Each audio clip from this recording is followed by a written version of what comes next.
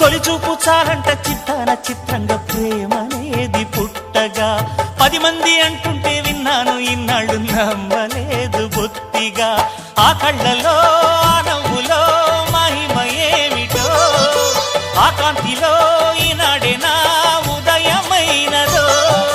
మదిసీమలో ఇన్ని మరుమల్లే గంధాలు మునుపెన్నడూ లేని మృదువైన గానాలు మొదటి బలపు కథలు తెలుపు గేయమై తీయగా